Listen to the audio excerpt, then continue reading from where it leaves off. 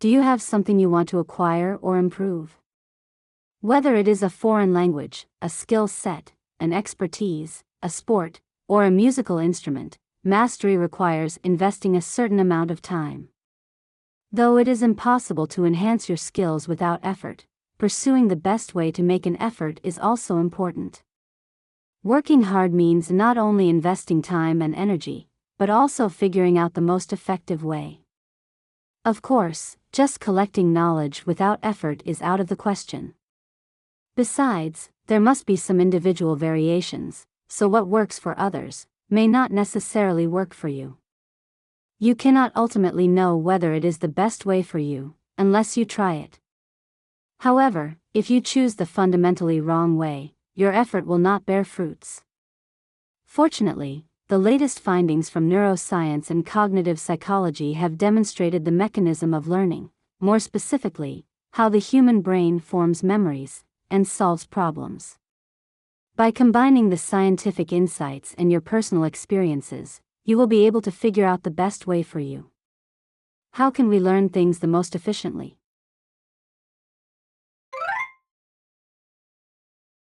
What we call knowledge can be divided into two categories: declarative knowledge and procedural knowledge. The former is a knowledge of facts and information that can be explicitly stated or described, while the latter is a knowledge of how to perform tasks and actions, involving skills and procedures, which you are usually unconscious of. For example, knowing that you must add an s at the end of the verb when the subject is third-person singular, is a form of declarative knowledge. You are consciously aware of the rule, and you can explain it. However, as many people know from experiences, just having the knowledge doesn't necessarily mean you can use it in practice. If you can automatically put an S without even thinking, it is a procedural knowledge.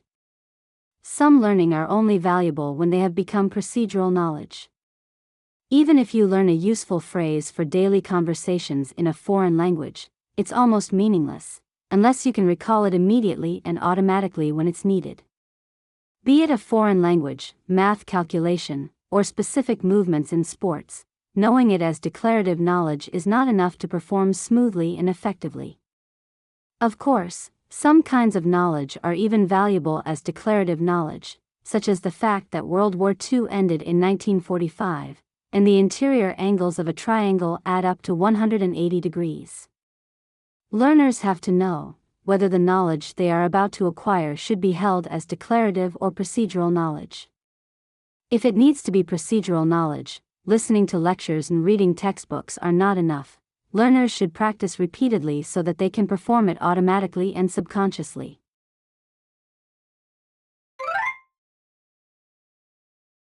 One of the most important strategies in effective learning is called active recall. As the name suggests, it is a practice to actively try to remember the content of learning. This technique, also termed as retrieval practice, has been proven to increase long-term memory, aid later retention, and help identify knowledge gaps. Listening to lectures and reading textbooks alone are insufficient. True learning is completed when it involves some form of effort to recall. Specifically, you can take tests early on, explain or teach your knowledge to someone else, or write it out on a blank sheet of paper. Even just recalling the information in your mind can be effective to some extent. For example, you can enhance your memory just by trying to bring to your mind what you learned today on your way back home from school. The point is, to bring the knowledge out of your memory storage, with the least amount of clues as possible. In light of this, the value of testing is not just to check if you remember things. Having a test itself becomes a form of retrieval practice to enhance your long-term memory.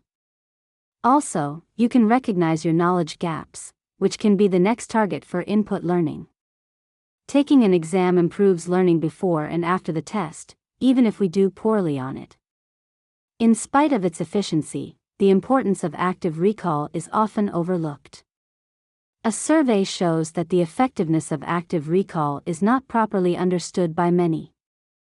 Moreover, retrieval practice is tough.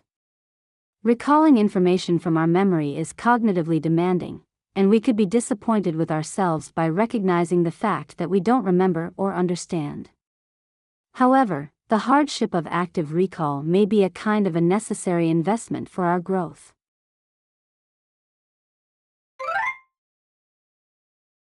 A Chinese politician and poet in the 11th century, Ouyang Xiu, listed 3 suitable situations to come up with good sentences: on a horse, a pillow, and toilet seat. An interesting fact about human intelligence is that the brain is even working on the problem when we are not actively and consciously thinking about it. This function is called the default mode network. It is a subconscious process, so we are not aware it's happening. During the time off, our default mode network has been working in the background, looking for a solution, combining different pieces of information, and handing it over to us. In addition, when we are asleep, the brain organizes the information we learned during the day and consolidates it into long-term memory. The brain continues the work even when we are taking a rest or doing something else, which possibly leads to the following 2 insights about effective learning. Firstly, it implies that we should space our study time, rather than compress it into one session. For example, if you can spend 7 hours in total, it's better to distribute it into 1-hour sessions in 7 days, instead of studying for 7 hours straight in a day. By interspacing study sessions, we can make the best use of both the default mode network and memory consolidation by sleep. What matters is having the cycle of studying, resting, and studying again. Another implication is that we should start working on large projects or daunting tasks as soon as possible, and willingly stop when we get stuck. Whether it is solving a difficult math problem, or writing a long essay, you should begin early on. When you hit a roadblock, don't persist, and take a step back. This is not giving up, but a tactical retreat. The next time you return to work, you can benefit from the background processing your brain has been doing. Ouyang Xiu may not have consciously composed essays on horseback, nor did he come up with good sentences just by sleeping. Probably he had once already worked on it on his desk, and unbeknownst to him, his brain continued the work, on a horse and a pillow.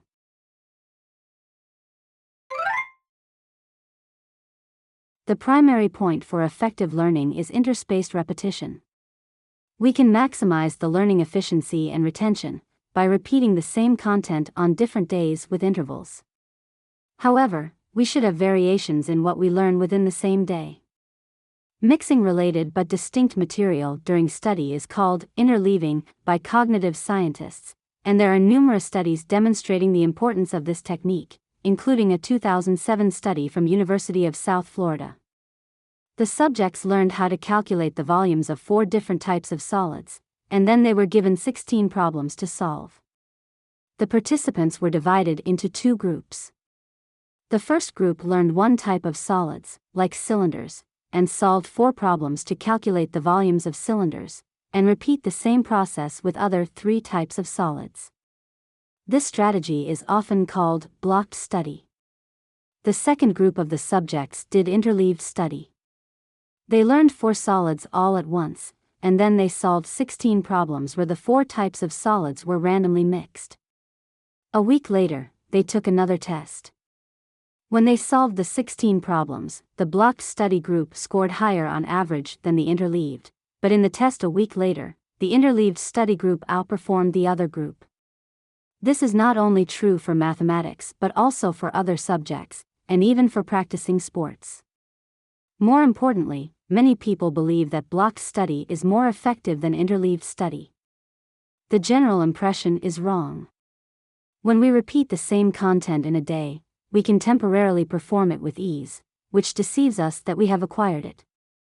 When learning English, if you have continuously studied the present perfect tense, it is obvious that the next problem will also require it, and you can solve it easily because you have just used it.